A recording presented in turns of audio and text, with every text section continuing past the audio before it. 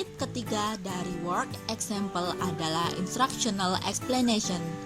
Instructional explanation merupakan bagian dari proses pembelajaran di mana pengajar memberikan penjelasan bagi pelajar mengenai langkah-langkah yang terkandung dalam sebuah pengetahuan dan pemahaman.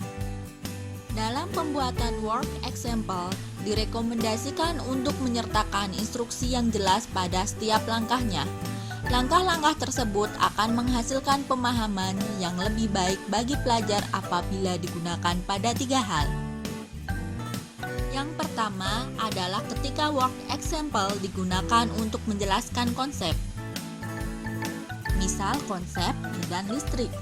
Jika ada medan listrik, maka ada partikel bermuatan yang terletak di daerah itu. Maka kita bisa menyimpulkan bahwa ada kekuatan listrik pada partikel. Yang kedua adalah presentasi yang tidak disertai dengan kuesioner.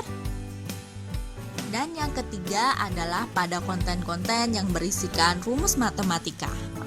Konten-konten yang berisikan rumus matematika harus berisikan petunjuk pengerjaan pada setiap langkahnya.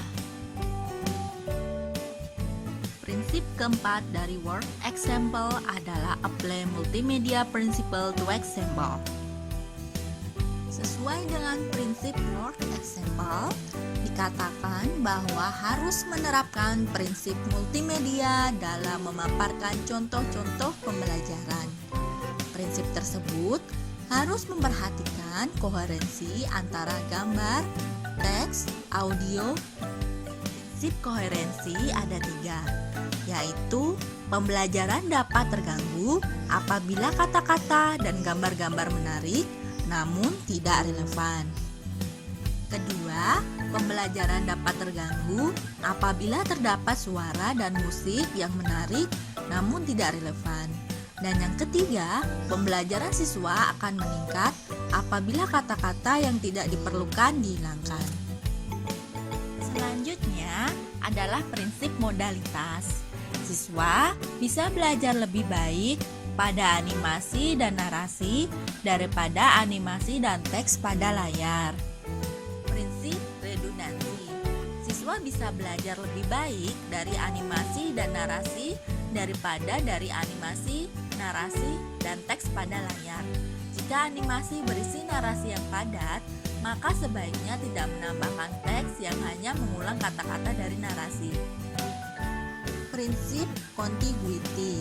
Siswa bisa belajar lebih baik saat kata-kata dan gambar-gambar yang terkait disajikan secara bersamaan daripada bergantian, yang akan memungkinkan siswa untuk bisa membentuk representasi atas pengetahuan tertentu.